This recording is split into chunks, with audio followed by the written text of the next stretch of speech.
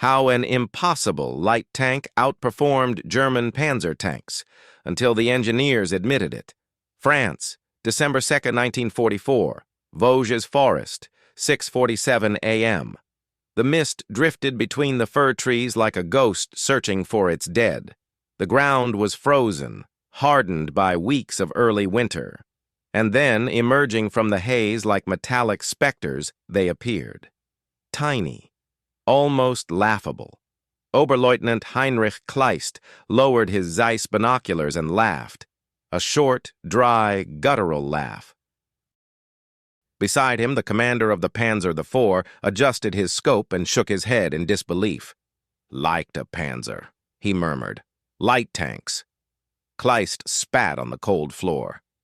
"The Americans have lost their minds." Before them, advancing along the narrow forest trail, 3 tanks slowly emerged. They were not the dreaded Sherman tanks. They were not the monstrous Pershing tanks that the reports mentioned in cautious whispers. They were fragile, low, almost delicate in their compact structure. They weighed only 18 tons. A Panther weighed 45. "They send toys our way," said Kleist, reloading his Luger with a mechanical, almost bored motion. "Then they complain when we send them back in pieces." The lead tank's engine rumbled softly, almost refined. Nothing like the guttural roar of the Tigers or the thunder of the Panthers. It was a civilized sound, polite, as if apologizing for being there. Kleist made a signal. His men adjusted the cannons. "Wait until they get closer," he ordered. "I want to see their faces when they realize they've made a mistake." What none of them knew, neither Kleist nor his veterans hardened by 3 years of war, nor the commanders in Berlin who still believed in the unquestionable superiority of German engineering, was that those 3 fragile tanks carried something more dangerous than heavy armor or gigantic cannons.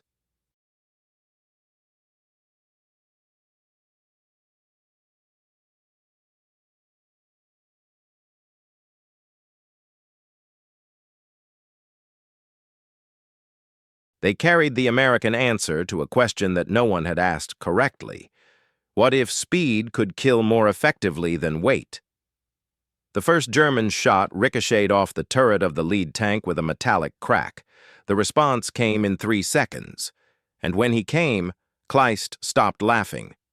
What they didn't know was that on that day, in the frozen hills of the Vosges Mountains, they were witnessing the very beginning of the end of the Panzer doctrine. Detroit, Michigan.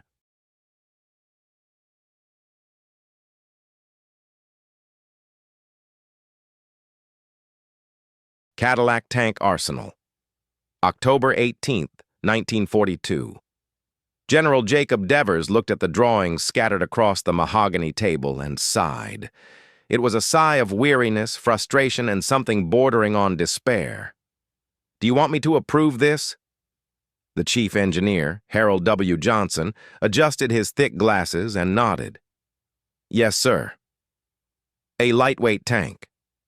"That's correct, sir." "Weighing 18 tons. 18.3 to be precise. To face Panthers weighing 45 tons. Johnson didn't respond immediately. He knew how that sounded. He knew what the generals thought of light tanks after the M3 Stuart disaster in Africa.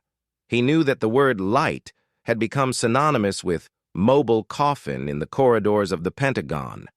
But he also knew something they didn't. "Sir," said Johnson, pointing to a detailed diagram of the suspension system, "this is not just another light tank. It's a different philosophy of armored combat." Devers crossed his arms.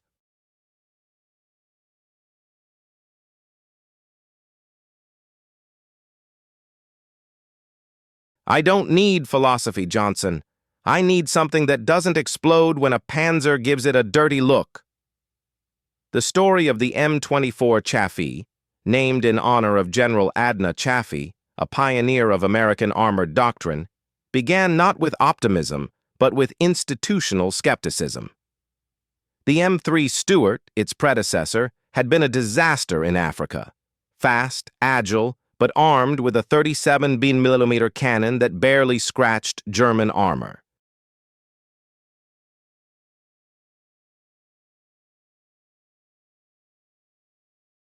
Soldiers nicknamed it Ronson, like the lighter, because it lit on the first try. When they exploded, the Stuarts burned their crews alive. The reports came in growing piles. "Unsuitable for combat against enemy armor," one said. "Tactical suicide," another stated. One tank commander simply wrote, "I prefer to go on foot." In 1942, American doctrine was in an existential crisis.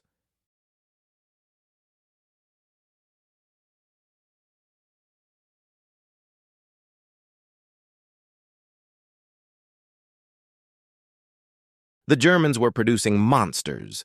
The Tiger I, with its 100 mm armor and 80 mm gun capable of piercing any Allied tank from 2 kilometers away.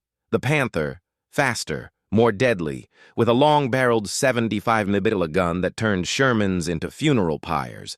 And the Americans? They manufactured adequate medium tanks and light tanks that were only good for suicidal reconnaissance. The problem, Johnson explained, unfolding a new diagram, is not the concept of a light tank, it's the execution. The Stuart failed because it tried to be a miniature medium tank. The M24 will be different. How? Asked Devers, still skeptical. Johnson pointed to 3 key elements in the drawings. First, the cannon. A 75 mm M6, the same caliber used in the M18 Hellcat tank destroyers. Unified ammunition with the Sherman, but in a platform that weighs less than half. Devers frowned. And the recoil? A cannon like that will blow the turret off. Not with the absorption system we developed. We'll test it next week. Second, the suspension. Modified Christie torsional suspension. Each of the 5 independent support wheels can absorb terrain that would cause a Sherman to break its tracks. You guys?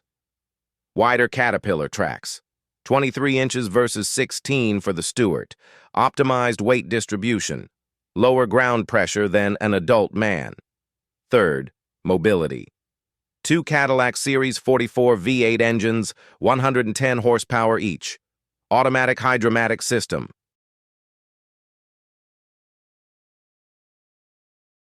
"35 miles per hour on the highway, 25 in open country."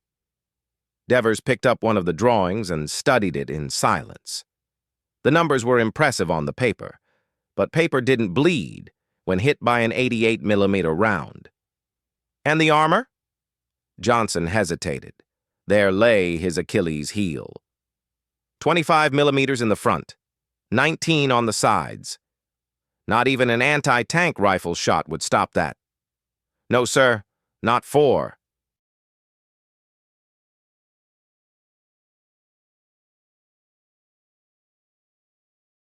So you're asking me to approve a tank that will be destroyed in the first encounter? I'm asking, Johnson said, choosing his words carefully, for us to approve a tank that will never be hit in the first encounter. The silence that followed was dense. Devers looked at the engineer as if he had lost his mind. "You want to win by speed." "I want to win through tactical invisibility, sir. A Panther takes 12 seconds to rotate its turret 180 degrees. The M24 takes 4.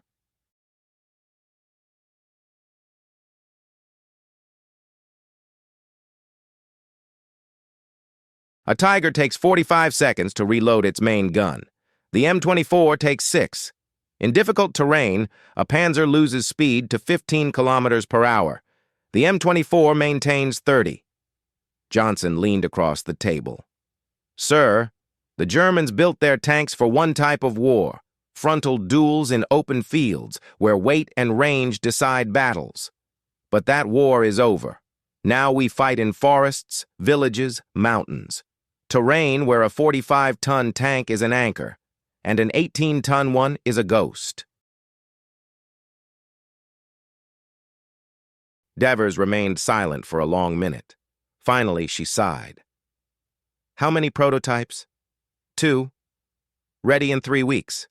Make 5. And pray that your philosophy doesn't kill all the guys who are going to crew this thing." Aberdeen Proving Ground, Maryland, November 9th, 1942. The first test was a disaster. The T-24 prototype, the experimental designation for what would become the M-24, took to the test track at 7:15 a.m. The engine rumbled smoothly, almost seductively. The suspension absorbed the irregularities of the terrain with mechanical elegance. Then they fired the cannon. The recoil ripped the turret's lifting system off. The breech recoiled violently, crushing the simulated magazine, a test dummy, against the inner wall. Hydraulic oil gushed out like blood from a ruptured artery. "Shit," Johnson muttered. It took them 6 weeks to fix the shock absorption system.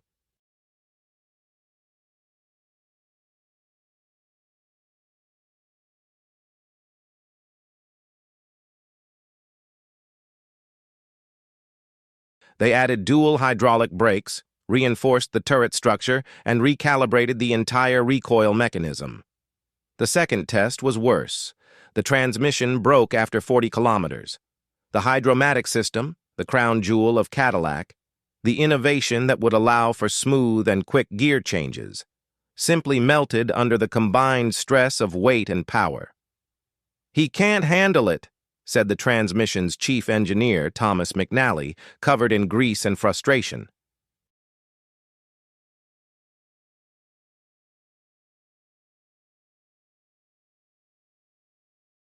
"The design is beautiful, but the engineering is premature." They started over from scratch. They tested 17 different gear configurations. 3 prototype engines were burned. One of them exploded during a night test, illuminating the Aberdeen field with an orange flash that could be seen 5 kilometers away. But they continued. Because somewhere in England, young Americans were boarding Liberty ships bound for France.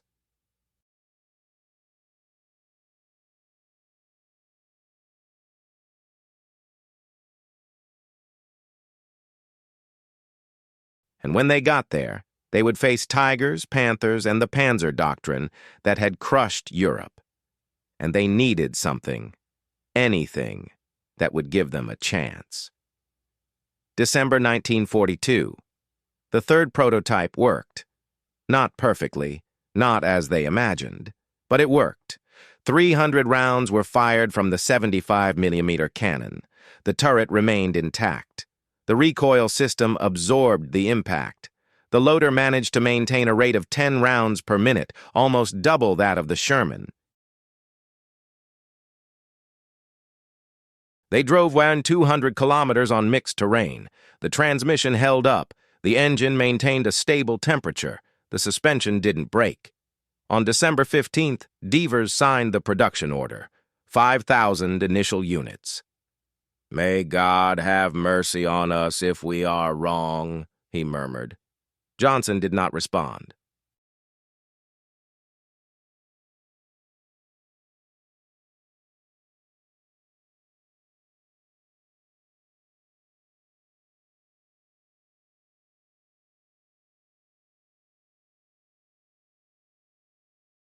Because he knew something that Devers didn't yet understand. No one imagined that this apparent failure carried the seeds of victory and the rebirth of the doctrine of mobile warfare that would forever change the concept of armored superiority. Ardennes, Belgium, December 26, 1944. The snow fell in dense flakes, turning the forest into a silent white nightmare.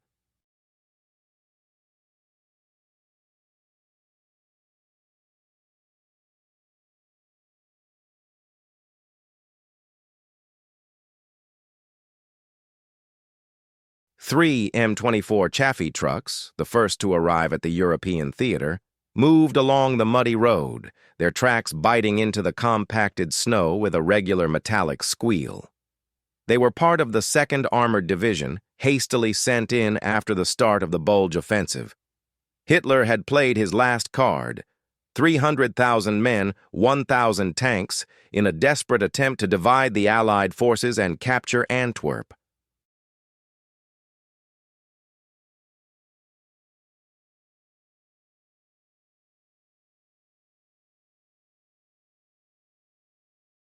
And there, in that frozen corridor between centuries-old fir trees, 3 light tanks received their order to intercept a German armored column advancing along Route Nationale 23.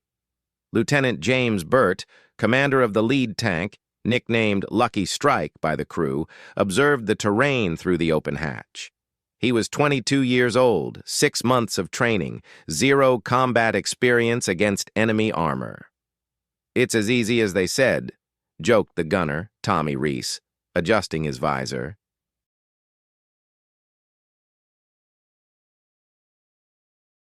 "A Panzer shows up. We shoot first. It explodes. Simple."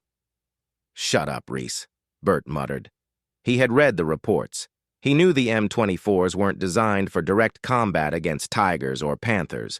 They were for reconnaissance, flanking, exploiting gaps. Frontal combat was suicide. But no one had sent the memo to the Germans. 07 age 34. The roar came first. Not the smooth rumble of Cadillac engines, but a deep, guttural thunder that made the earth tremble. "Contact!" shouted the observer. 11 o'clock! Enemy tanks! Through the fog and snow, a silhouette emerged, Panther Ausf G. 45 tons of steel and German Fury, a 75mm KWK-42 cannon, capable of penetrating 138mm of armor at 1,000 meters. 80mm of sloped frontal armor, virtually impenetrable to the M24 in frontal combat. Behind him, 2 others. "Retreat," ordered Burt. "All tanks, retreat and fetch." The Panther took off.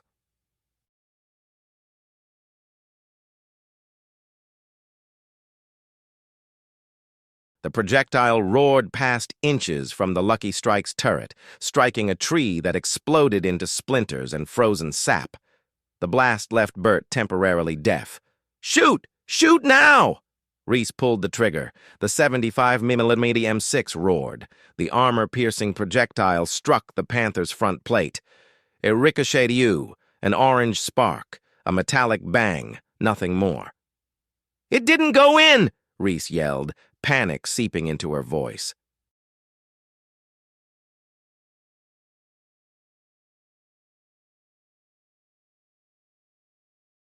"Damn it, it didn't go in!" The second American tank, the Iron Duke, attempted to flank, its tracks slipping on the snow. The Panther spun its turret with surprising speed for its mass. He fired. The projectile struck the Iron Duke in its center of mass, piercing the 19mm side armor like paper. The internal explosion illuminated the crevices in the armor for a second. Then black smoke began to pour from all the hatches. Nobody left.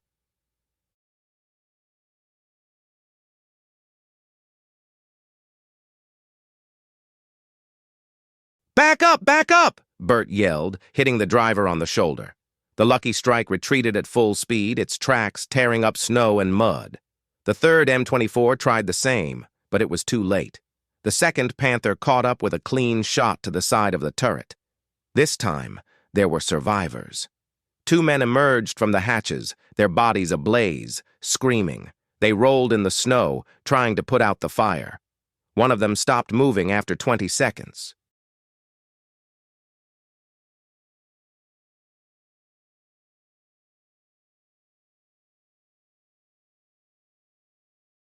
The other continued screaming for a full 3 minutes. Burt couldn't stop listening, even when they were already 2 kilometers away. Headquarters of the 2nd Armored Division. 6:15 p.m. Lieutenant Burt's report was read in complete silence. 3 M24 Chaffee tanks encountered 3 Panther AOSF G tanks at Oro 734. Engagement lasted 4 minutes. Results: 2 M24s destroyed, 8 KIA killed injuries, 1 M24 withdrew with minimal damage. Damage to the enemy: none. Observation: M24 frontal armor inadequate for direct engagement against Panthers. 75mm M6 projectile penetration insufficient against enemy sloped armor. Recommendation: limit the use of the M24 to reconnaissance missions and avoid direct combat against heavy armor. Colonel John Wellborn threw the report onto the table. So we have useless tanks. Not useless, sir, Major Anderson corrected. Just unsuitable for frontal combat. A tank that cannot fight other tanks is useless. The silence was like lead. An intelligence captain dared to speak. Sir, the M24 was designed for flanking and— I'm not interested in what it was designed for, Wellborn interrupted. I'm interested in what it does. And so far, all it's done is die. The reports kept coming in. Bastogne, 2 M24s destroyed by a single Tiger 1. St. Vith, 4 M24s eliminated by Panthers without causing significant damage.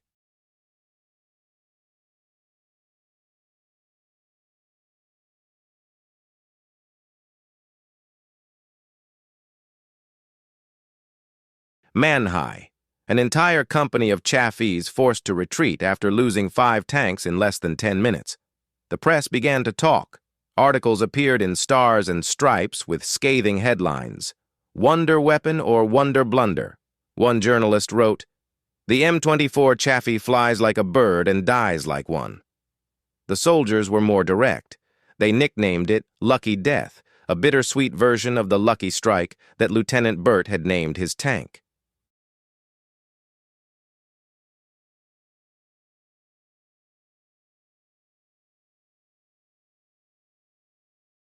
In London pubs, veteran tankers refused transfers to units equipped with M24s. They preferred to stay in the Shermans. At least the Shermans had a chance. In a tense meeting at the Pentagon, a general suggested canceling all production and sending the Chaffees to the Pacific, where they would face lighter Japanese tanks. At least there, he said, they have some use. The decision was postponed. But the verdict was clear. The M24 Chaffee was a failure. A beautiful concept on paper.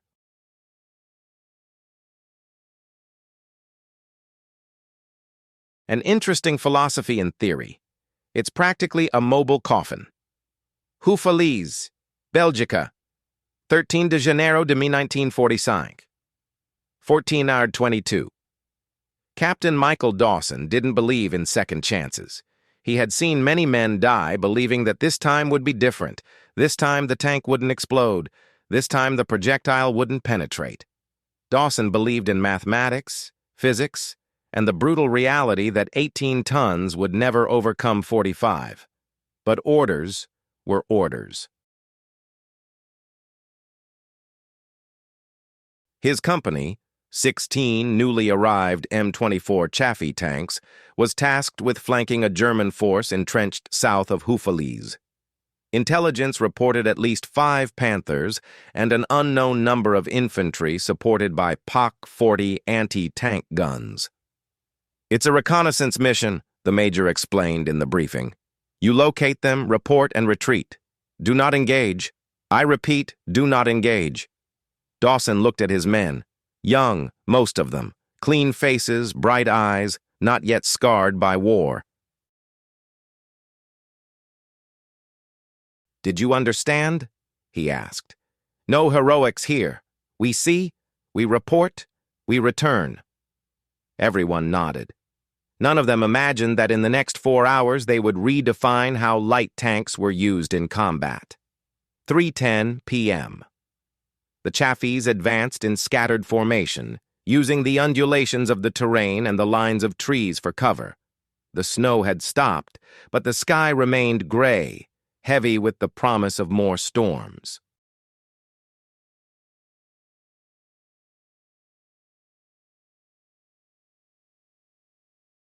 Dawson observed through the binoculars, studying every shadow, every unusual movement. "Eye contact," murmured the observer. 2 Panthers, static position, 300 meters, 10 o'clock. Dawson adjusted the binoculars. The Panthers were partially hidden behind a row of destroyed houses, their towers facing the main road. Classic defensive positions, covering the frontal approach. "Infantry?" he asked. "No visual negative at the moment." Dawson thought quickly.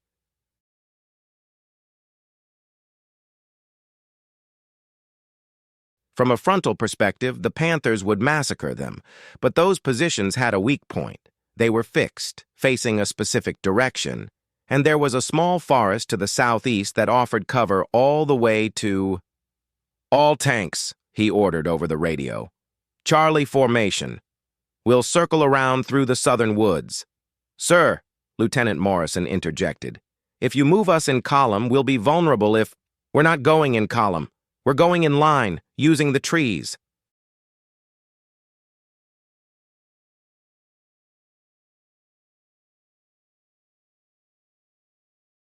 "Maximum speed. We'll reach the rear before they can reposition the turrets." Silence on the radio. It was risky. One single mistake, and they would be exposed. But it was the only chance. "Execution in 30 seconds. Mark the targets. When we fire, fire all at the same time. Aim for turret joints, engine, rails. No frontal armor." 29 seconds later, 16 M24 Chaffee helicopters emerged from the tree line like ghosts. 15 or 17. Speed saved them, not the armor.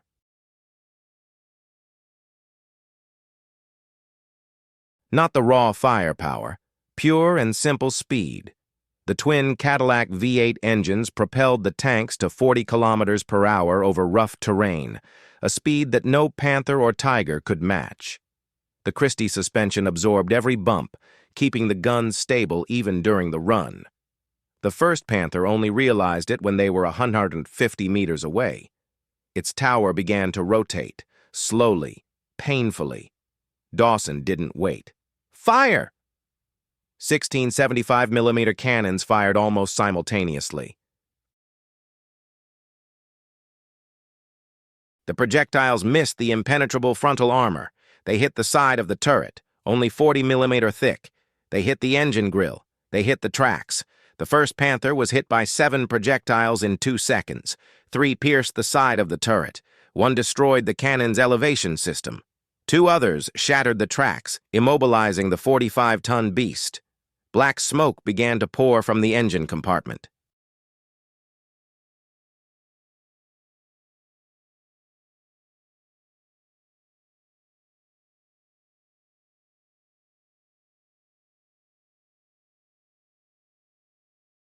The second Panther tried to turn, but the Chafees were already moving again. They didn't stop to confirm their hits. They continued accelerating, circling, maintaining constant motion. "It's like hunting a bear with dogs," Dawson murmured, almost to himself. "Don't try to confront it head-on. You'll tire it out." The second Panther managed to fire. The projectile passed between 2 Chafees, so close that Dawson felt the displacement of air. But he was wrong.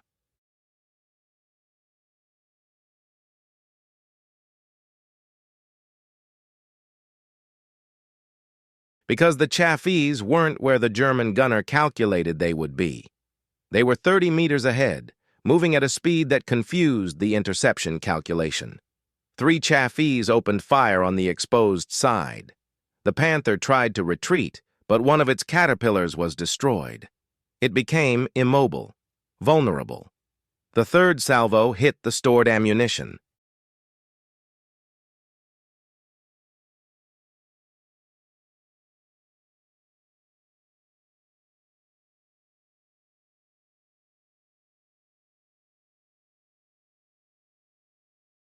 The explosion ripped the turret from the hull, throwing it 3 meters into the air before falling sideways like a hat ripped off by the wind.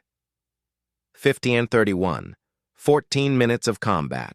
2 Panthers destroyed, a third immobilized and captured. No M24s lost, 3 slightly damaged by shrapnel. When Dawson reported over the radio, there was a long silence on the other end. "Repeat that, Captain," said the major, his voice tense. "Did you say 2 Panthers destroyed?" Affirmative. 2 destroyed, 1 captured intact.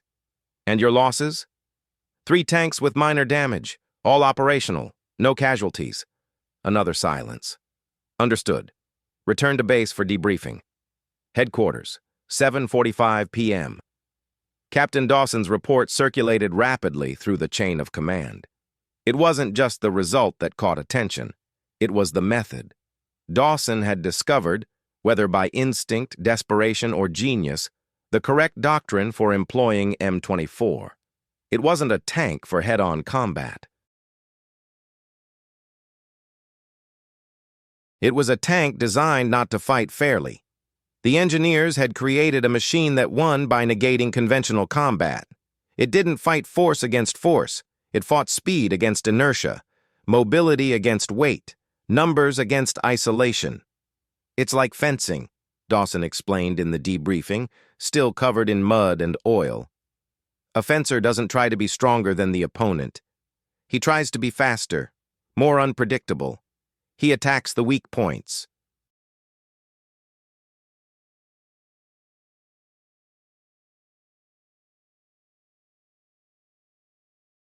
Colonel Wellborn, the same one who had called the M24 useless weeks earlier, studied the tactical maps in silence.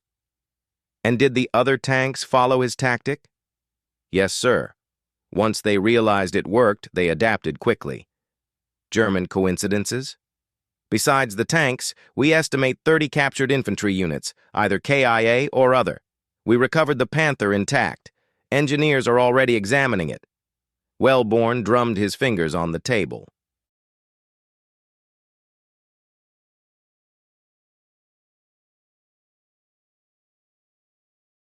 How many times can you repeat that? Dawson did not hesitate. As many times as you command. The news spread, not through official reports or tactical guidelines, but through the tank crews, in the tents, in the camps, in the makeshift bars where soldiers shared requisitioned whiskey and exaggerated stories. I heard that a company that made coffee destroyed 6 Panthers. No, there were 8, and 2 Tigers. They say the Germans started to retreat when they saw the Chaffies coming. The numbers were exaggerated, of course, but the essence was true. Something had changed. The tank drivers began to understand the machine. It wasn't a lesser Sherman. It wasn't a failure. It was a different answer to a different question. And in the right hands, under the right circumstances, employed correctly, it was mortal.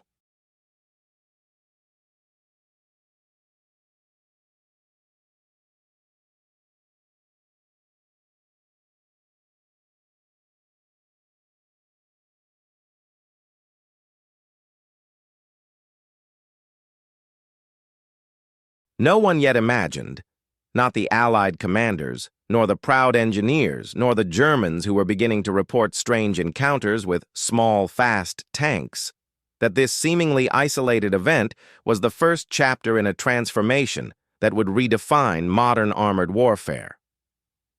Cologne, Germany, March 6, 1945. 11:03 a.m. Hauptmann Ernst Müller no longer had any illusions about the war.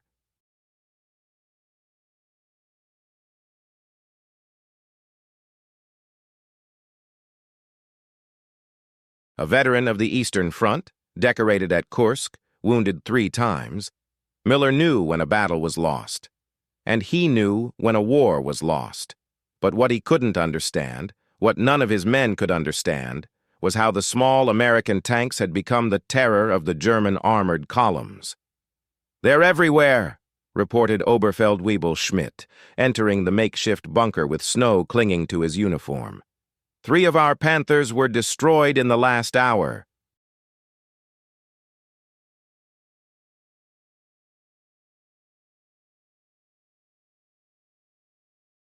We didn't even get to see them until we were hit ourselves.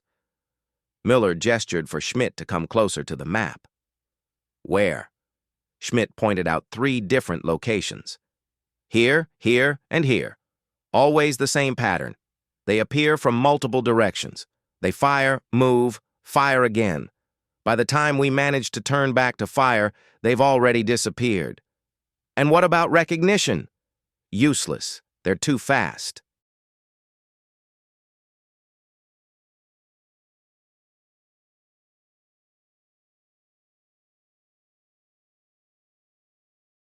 In the time it takes us to report their position, they've already changed it 3 times. Miller studied the map in silence. The markings showed a disturbing pattern. German losses concentrated not in massive frontal battles, but in quick ambushes, flank attacks, and convoy interceptions. How many do we have operational? 11 Panthers, 4 Tigers, maybe 20 Panzer Vs if we consider those needing minor repairs. And them? Schmidt hesitated. Intelligence estimates.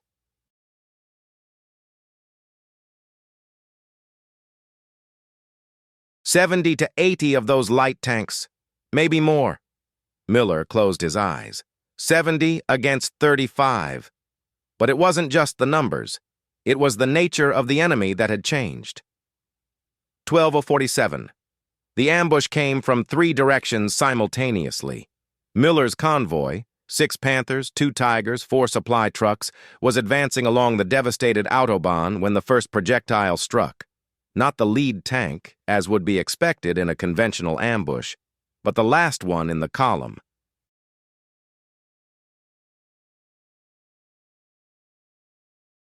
The Tiger exploded in flames, its right caterpillar track ripped off, blocking the road. Before anyone could react, the second attack came from the left flank. 4 M24s emerged from a nearby thicket, firing on the move. Their projectiles concentrated on the second Tiger, not on the impenetrable frontal armor, but on the sides of the turret and the engine grill.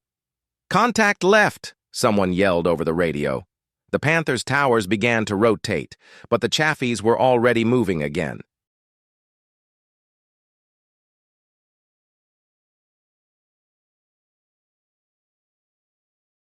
And then the third group attacked from the right. 5 M24s, emerging from ruins that Miller was certain had been empty minutes before. "It's a pack of wolves," Schmidt murmured, his voice heavy with a mixture of admiration and terror. "They hunt like wolves." The Panthers took off. 2 Chaffees were hit. One exploded immediately, its thin armor offering no protection. The other was immobilized, black smoke billowing out, but its crew managed to escape. But the others continued attacking.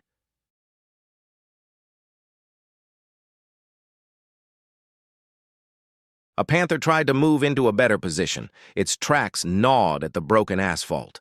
He was hit by 3 simultaneous projectiles in the rear side. The internal explosion illuminated every crack in the armor.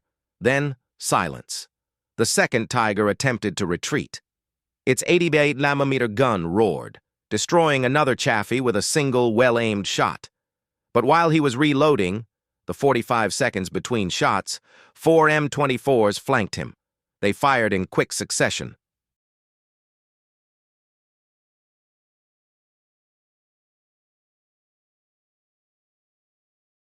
The first projectile destroyed the left caterpillar. The second one pierced the side of the tower. The third and fourth struck the engine compartment. The Tiger stopped, motionless, vulnerable. The crew abandoned the tank before it exploded. 13:14, 27 minutes of combat. When it was over, 3 Panthers were destroyed, 2 Tigers eliminated, 1 Panzer IV captured intact, its crew dead or fleeing. The Americans lost 5 M24s.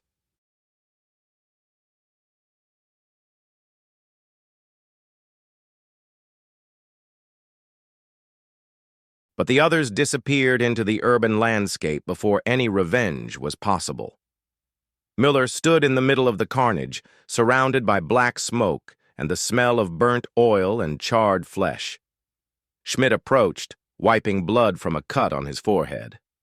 "Sir, what do we do?" Miller did not respond immediately.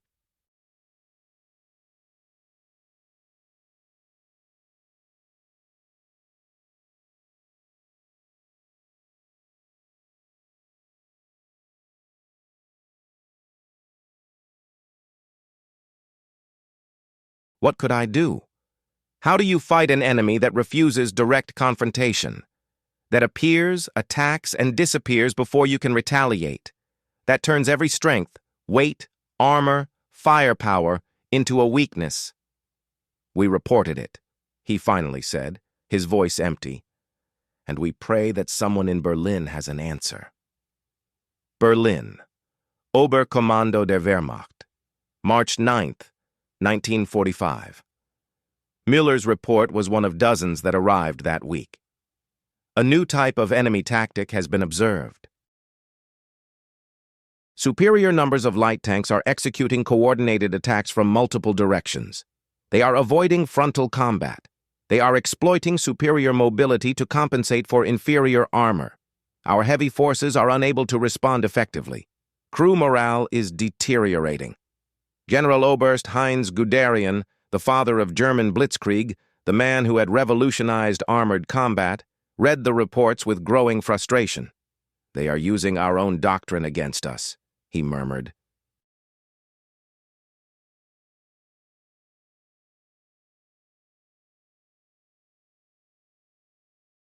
His assistant, a young major with burn scars on his face, frowned.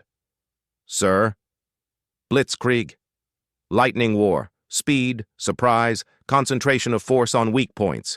We invented it. And now, Guderian threw the reports on the table. Now they've perfected it.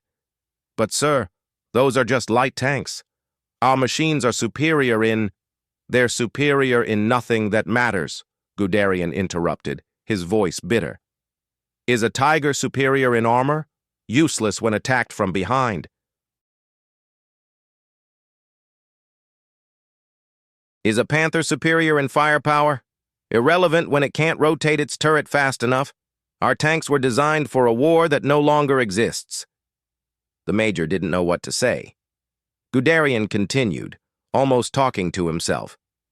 We built tigers to dominate the savannah. They built jackals to survive in the jungle. And now we are fighting in the jungle.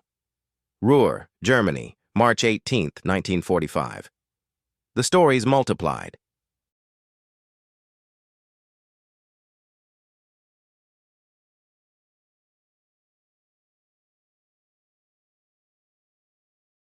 In Remagen, a company of Chaffies destroyed 7 Panthers in less than an hour, protecting the precious captured bridge over the Rhine. In Koblenz, 8 M24s intercepted a supply convoy, eliminating 6 trucks and 3 escort tanks without suffering a single loss. In Kassel, a 3-day urban battle saw Chaffies operating in pairs, using the narrow streets and ruins as cover, turning every corner into a deadly trap. The Germans began to adapt.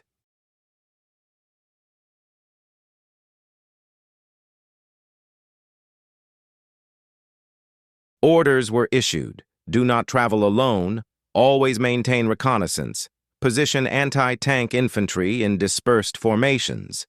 But it was too late. German production was collapsing. The Panthers and Tigers that were destroyed were not replaced. Fuel was scarce. Experienced crews, even more so. Meanwhile, the M24s were arriving in increasing numbers. 500 in March, 800 in April.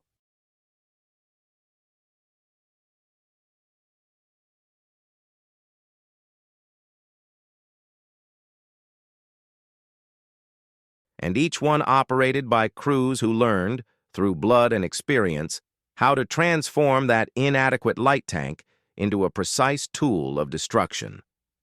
Testimony of Lieutenant Werner Holtz, captured on April 4th, 1945. At first, we laughed at them, the little American tanks. We called them Mäuschen, little mice. We thought they were easy targets. We stopped laughing after Cologne. They don't fight like tanks. They fight like insects, like wasps. One wasp is annoying. 10 wasps are dangerous. 50 wasps can kill a bear. You can't hit them, they're too fast. And by the time you manage to hit one, 3 others are already shooting at you from different directions. Our experienced Feldwebel soldiers began refusing missions if they didn't have at least 3 tanks, because one alone, One alone was just a target waiting to die. And the sound? God, the sound. Those engines. A high-pitched roar, not like our deep-throated diesel engines.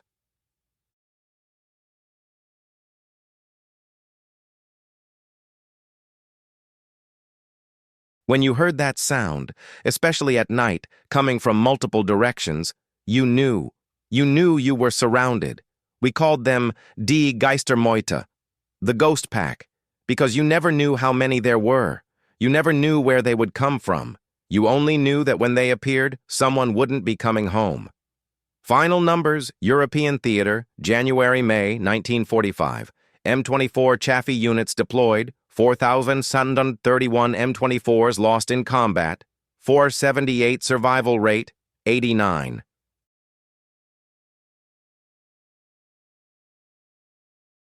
9% Panthers destroyed, attributed to M24. 1,247 Tigers destroyed, attributed to M24, 389. Other German armored vehicles destroyed, 2,156 exchange rate, 1 M24 lost for every 7.8 German armored vehicles destroyed. For an inadequate light tank, those were devastating numbers.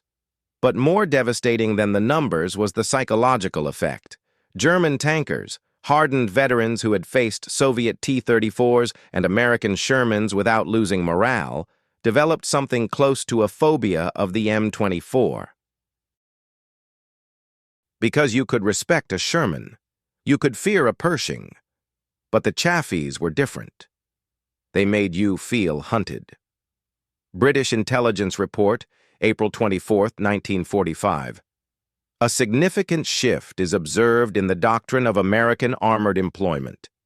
The M24 Chaffee, initially considered inadequate for combat in Europe, has become a critical element of the advanced strategy. The cadence of attacks, multiple tanks coordinating fire in rapid sequences, created a new tactical paradigm. German tankers report that the distinctive sound of M24 cannons firing in coordinated salvos became a significant source of demoralization. One prisoner described it as horizontal thunder, a continuous barrage of 75mm projectiles coming from multiple directions simultaneously. Recommendation: study employment doctrine for future application. The concept of armored swarm has demonstrated superior effectiveness to traditional heavy armored combat in confined terrain.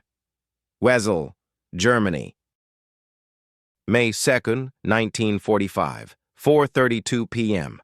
Ernst Müller was sitting in what remained of his Panther. The tower was intact, the engine was still running, but the caterpillars had been destroyed by 75mm projectiles, 3 precise shots that cut them like scissors cut paper. He was alone. His crew had fled when the Chafees appeared. He didn't blame them. He watched as 5 M24s slowly emerged from the tree line, their cannons pointed at him, but not firing. One of them approached until he was 20 meters away. The hatch opened. A young American officer, he couldn't have been more than 23 years old, looked at Miller. "Surrender," he said in broken German. "It's over." Miller looked around. Black smoke rose from 3 other destroyed Panthers. The road was littered with shell casings. The silence was heavy, broken only by the wind and the crackling of distant flames. "Yes," replied Miller, slowly raising his hands. "It's over."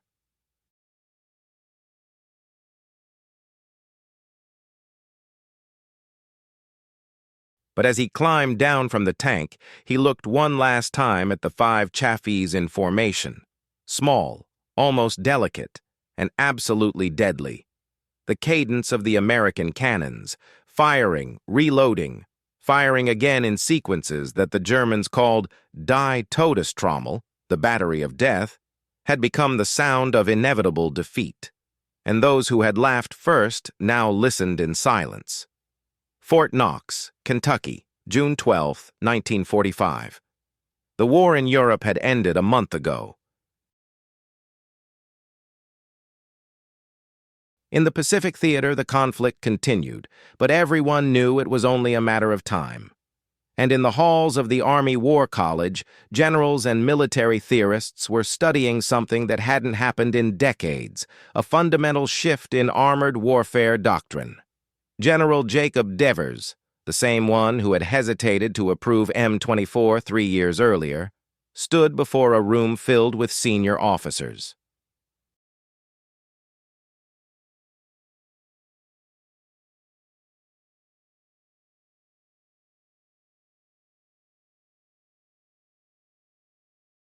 Behind him, projections displayed tactical diagrams, statistics, and battle photographs.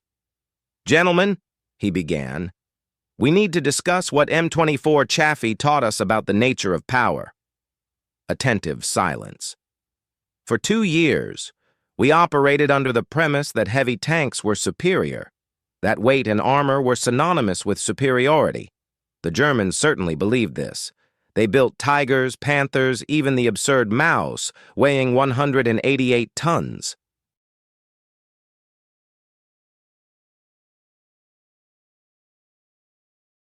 He pointed to a photograph of a destroyed Tiger tank. "And they lost." Deliberate pause. "They didn't lose for lack of engineering. German engineering was excellent. They didn't lose for lack of courage. Their tank crews fought with admirable determination. They lost because they confused weight with power." Devers moved to the next slide, a diagram showing M24 movement patterns in combat. The M24 won not because it was strong. It won because it was impossible to fix in place.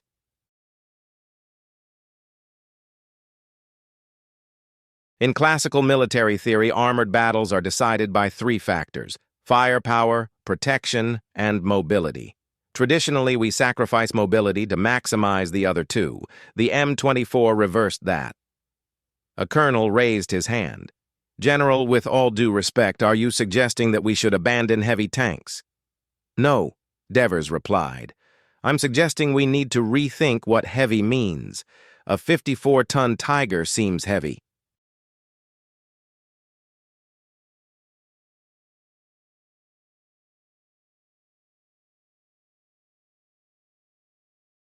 But when it can't move because of broken tracks, when it can't cross bridges, when it consumes fuel faster than it can be replenished, is it heavy or is it ballast? Another slide. Comparative maintenance tables. A Panther required 30 hours of maintenance for every 10 hours of operation. An M24 requires 8 hours for the same 10 operational hours. A Tiger consumed 270 liters of fuel per 100 kilometers. An M24 consumes 130 liters.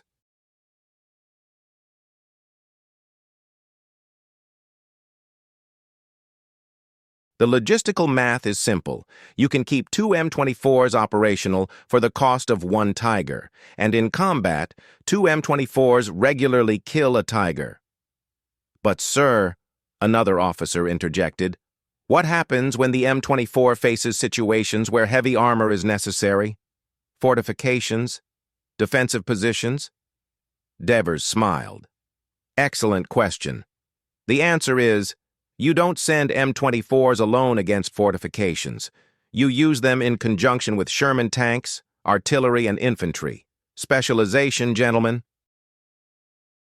Each tool for its purpose." He moved on to a new set of slides. "But true insight isn't technical, it's philosophical. What M24 represents is a shift in the concept of domain." Devers let the words linger.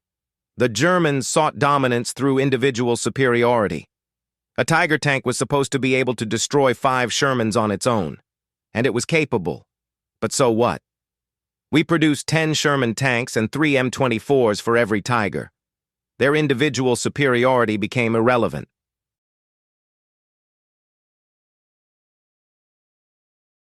He pointed to a map of Europe. "They tried to win through the excellence of a few. We won through the competence of many. We didn't build perfect machines. We built enough machines in irresistible numbers." An older general, a veteran of the First World War, stood up. General Devers, you are describing a war of attrition. No, sir.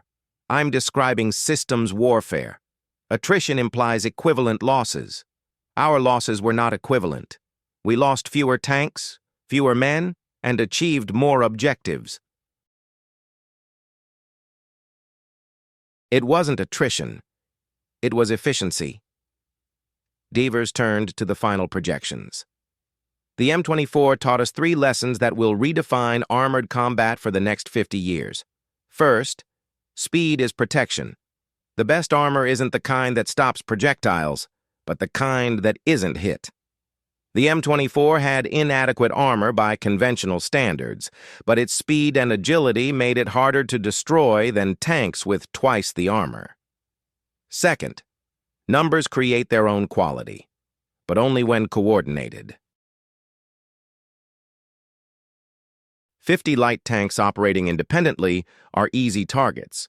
50 operating as a coordinated system become an irresistible force. Coordination is a force multiplier. Third, logistics is strategy. The most powerful tank in the world is useless if it cannot be maintained, refueled, transported, or repaired in the field. Mechanical simplicity is not weakness. It is the foundation of sustainable power. Fort Leavenworth, Kansas, August 3, 1945. In another room, another debate. Major Michael Dawson, who was promoted after his actions in Humiliated, was presenting a tactical report based on his experience. What we discovered, he explained, is that the M24 forced change not only technically, but cognitively. Crews had to think differently. He drew a simple diagram on the board. Heavy tank. You seek a strong position, you position yourself, you wait for the enemy. You are the anvil. Light tank. You seek out the enemy's weak position. Attack. Move.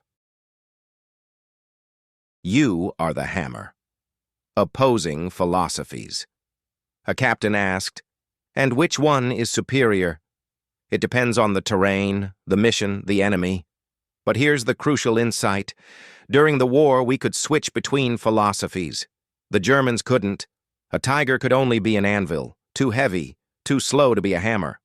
Our flexibility, having a Sherman for the anvil and M24 for the hammer, gave us adaptability that they lacked." Dawson paused.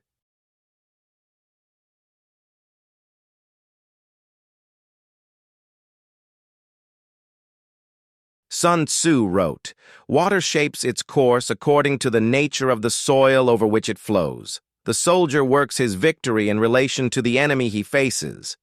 The Germans built tanks like mobile fortifications.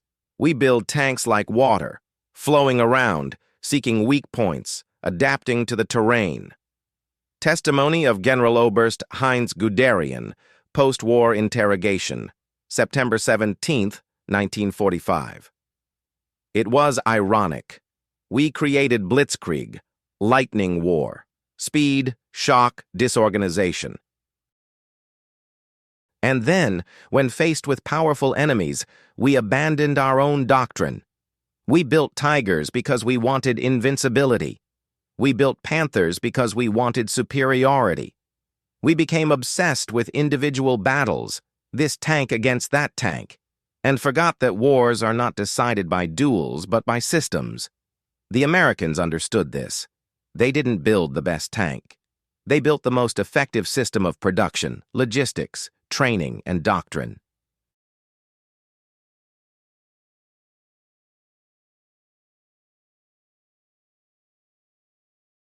The M24 was just one piece of that system. You ask me what I would do differently? Everything. I would build fewer Tigers and more Panzer IVs. I would invest in speed, not armor. I would prioritize maintainability over power. But more than that, it would change the mindset. We fought to win battles. They fought to win the war. And winning the war requires thinking not only about combat, but about production, replacement, sustainability.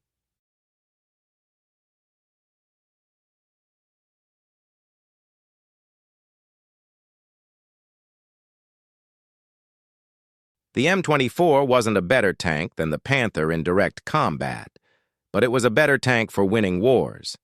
And in the end, that's all that mattered.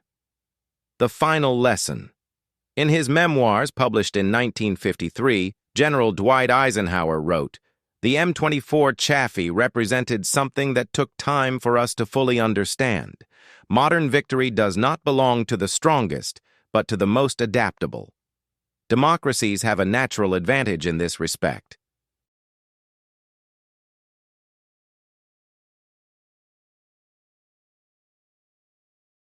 Not because they are more intelligent or courageous, but because they are forced to engage in dialogue, adapt, and incorporate multiple perspectives. Our industry couldn't build perfect tanks, so it built suitable tanks. Our engineers couldn't create invincible machines, so they created repairable machines. The M24 was a democratic tank, built by civilian workers, designed by engineers who had never seen combat, operated by young people who, months before, were farmers, mechanics, students.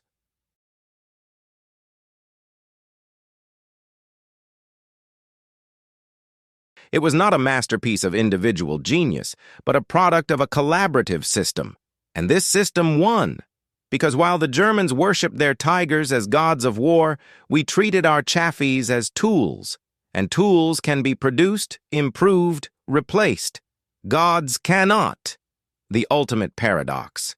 The M24 Chaffee had a short operational life.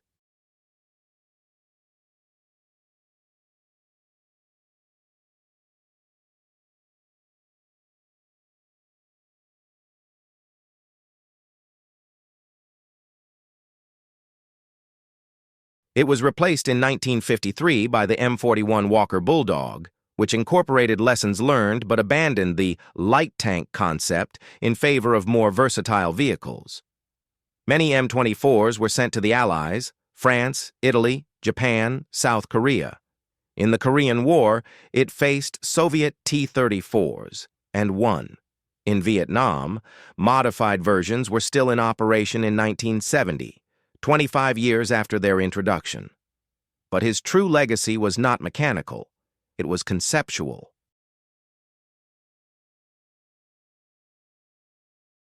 The M24 proved that in modern warfare, adaptability trumps brute force, that coordination multiplies power, that speed can be more deadly than armor, that mass production can dominate individual excellence.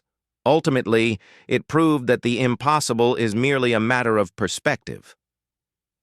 Vosges Forest, France. December 2nd, 1954. 10 years later. Heinrich Kleist was standing in the same spot where he had laughed 10 years before. The forest was different now. The trees destroyed by artillery had been replaced by new growth. The trail where the three M24s first appeared had been paved, transformed into a secondary road for tourists who came to see the war memorials. Kleist was 42 years old now, gray hair, scars that ached on cold days. He had survived the war. Many did not. He brought flowers, a strange custom for a German veteran, perhaps, but the years had softened many things that once seemed fixed. At the nearby memorial, names in bronze. Germans and Americans together because death does not discriminate by nationality. He found the name he was looking for. Oberleutnant Werner Holtz. Werner had died 3 months after that first encounter, not in heroic combat, but in a chaotic retreat near Cologne. His Panther ran out of fuel. They tried to abandon it. American artillery found them on the road. Kleist laid the flowers, a sound behind him. He turned around. A man of approximately his age was approaching.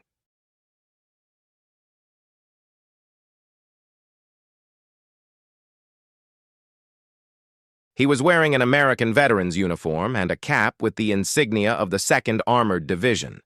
They recognized each other without a word. That recognition that only former combatants share. "You too?" the American asked in English. Kleist nodded. "Panzer IV. Later Panther." M24, said the American. He extended his hand. James Burt. The name resonated. Kleist recalled reports. One of the first M24 commanders to develop the swarm tactics that shattered German formations. He shook hands. Heinrich Kleist. They were silent for a moment. We laughed when we first saw you, Kleist said finally. Small tanks. It seemed inappropriate. Bert smiled, but it was a sad smile. We weren't sure either. The first few months were difficult. We lost many men learning how to fight with them. But they learned. Yes, we learned. Another silence. Kleist gazed at the forest, memory overshadowing present reality.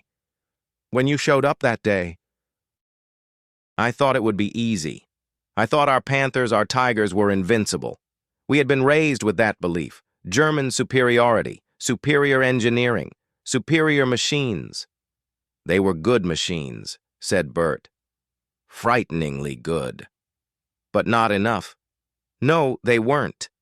Kleist turned to Bert. Do you know why there weren't enough? Bert thought before answering. I think because we built to win battles. You built to win the war. Kleist nodded slowly. Yes, exactly. Oh, echo. At the entrance to the trail, a small museum had been built. Inside, carefully preserved, is an M24 Chaffee. It wasn't Bert's lucky strike. That one had been destroyed in Berlin in the final days of the war. But it was identical.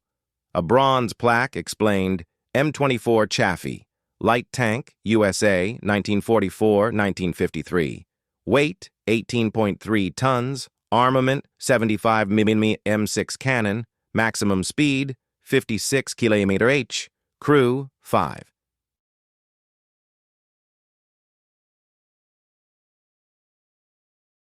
Initially deemed unsuitable for European combat, the M24 proved to be one of the most effective armored vehicles of World War II.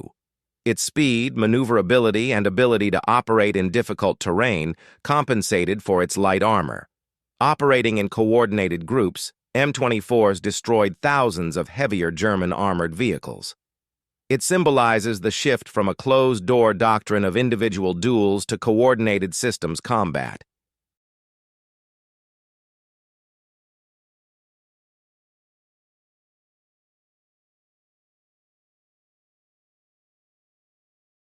A group of children on a school trip circled the tank, touching the tracks and pointing at the cannon. A little girl, she couldn't have been more than 8 years old, asked the teacher, "Was he good?" The professor smiled. "It depends on what you consider good. He was fast. He was smart. He wasn't the strongest, but he won anyway." As? Being smarter than the enemy? Not fighting the way the enemy expected? The girl considered this, frowning in childlike concentration. So,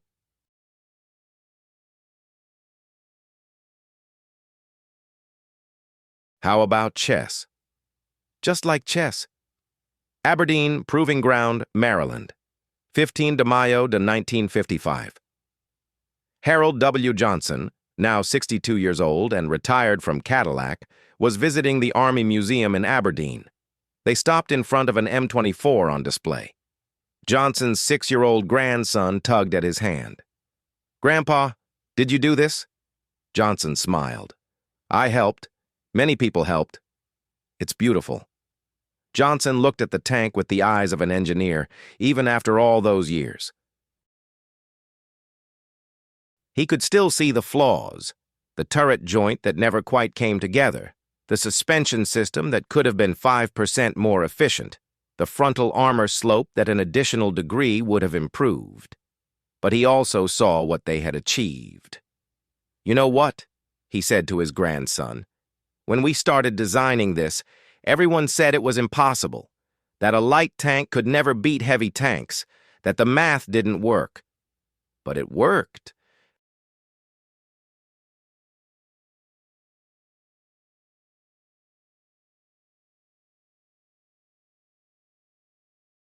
It worked because we changed the math.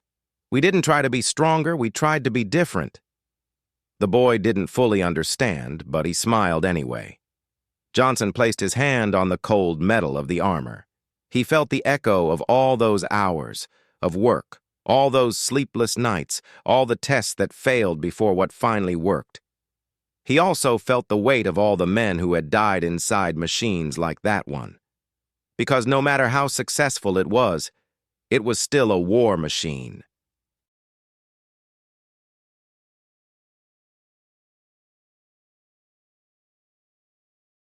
And war exacts its price.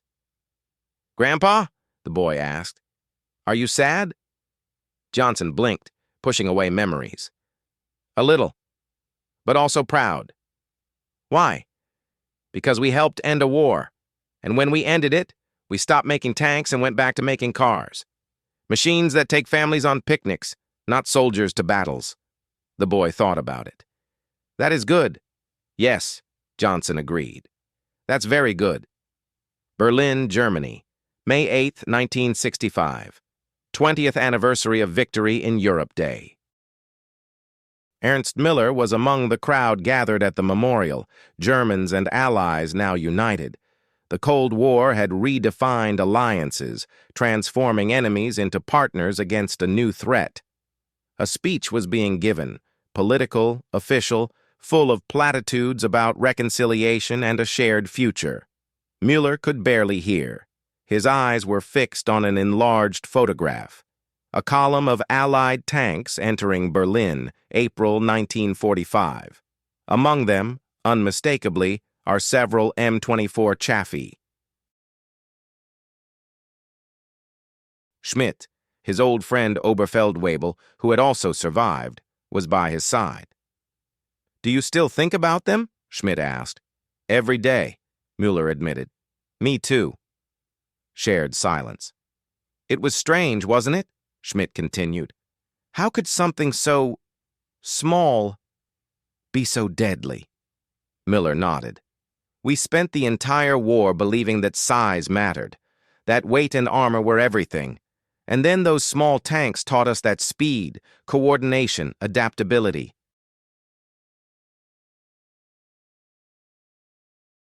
Those things also mattered. Perhaps they mattered more."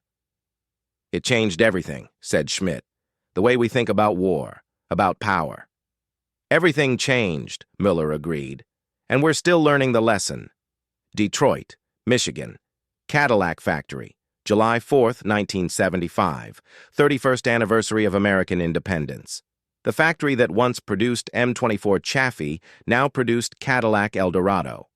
A veteran, white hair, back bent with age, walked the production floor with a young engineer.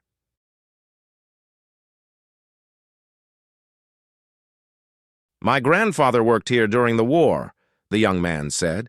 "He said they built tanks."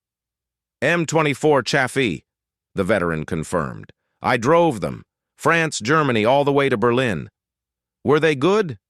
The veteran paused, considering the question. "They were enough. And sometimes enough is all you need." He looked at the production line, robots now doing work that human hands did in 1944. "Do you know what the real lesson was?" he said. "It wasn't about tanks. It was about solving problems. We had a problem. Enemy tanks were stronger than ours. Obvious solution, build stronger tanks. But that wasn't the best solution. The best solution was to build different tanks, to change the rules of the game." "Lateral thinking," said the young engineer, using a modern term. "I suppose so. We just called it doing what works." The final thunderclap. France, Vosges Forest, December 2nd, 1994, 50 years later. The memorial had grown.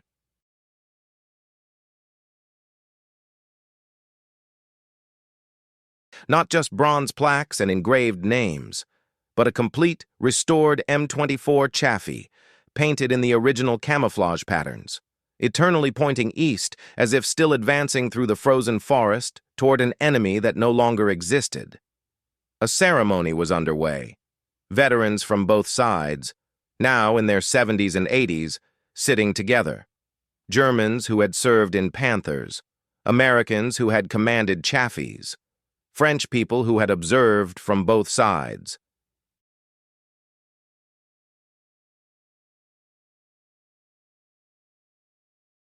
The speaker, a military historian from some university, was talking about tactics, strategy, and the course of war. But the veterans barely listened, because they remembered. They reminded me of the cold, fear, the sound of metal against metal, the smell of cordite and burnt oil, the taste of dust and blood, the voices of friends who never returned home. And there, preserved in metal and paint, was a silent testament to all that they had lived through, small tank that shouldn't have been working. Which everyone said was inappropriate. They laughed when they saw it for the first time. But the laughter had stopped when they realized that the sound of laughter was now mixed with the thunder of inevitable defeat. Epilogue. The eternal lesson. The M24 Chaffee is still being studied at military bases around the world, not because of the technical details. The technology from 1944 is hopelessly obsolete now, but based on principles: speed over armor, adaptability over brute force. Coordination regarding individual capacity. System based on components. Cadets learn about Vosges, Houffalize, and Cologne. Not famous battles like Normandy or the Bulge, but small engagements where sound principles outweighed superior resources. David defeated Goliath not by luck, but by understanding that different weapons require different tactics. The M24 Chaffee served in the American forces from 1944 to 1953. It remained operational in Allied armies until 1970. Some specimens still exist in museums, memorials, and private collections, but its true existence was never that of metal and fuel. It was an idea. The idea that something is impossible is simply a lack of imagination. The idea that complex problems don't always require complex solutions. Sometimes they require different solutions. The idea that in war, as in life, victory belongs not to the strong, but to the adaptable. They laughed when they saw her for the first time.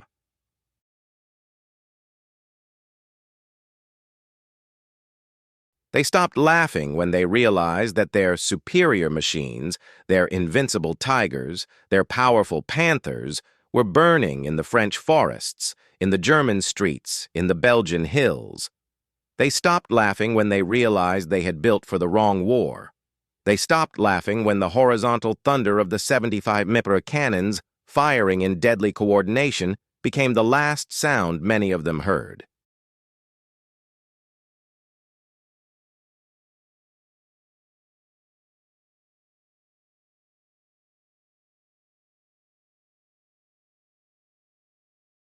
And when silence finally came, when the guns fell silent and the smoke cleared, the small tank that shouldn't have won was still there, still moving forward, still fighting. Yet another example proving that ingenuity triumphs over strength. What freedom to adapt to the rigidity of doctrine. The impossible is simply a matter of perspective. The thunder spoke, not with the deep voice of the tigers, not with the brutal roar of the panthers.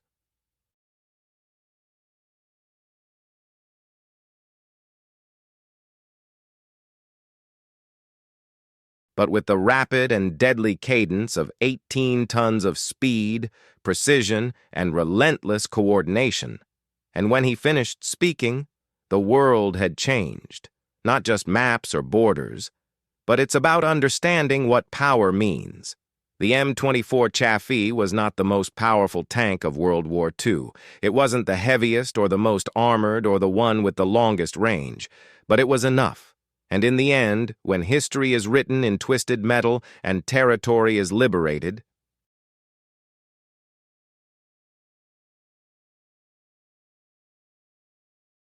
Enough is all you need to win. The thunder spoke, and the sky never belonged to them again.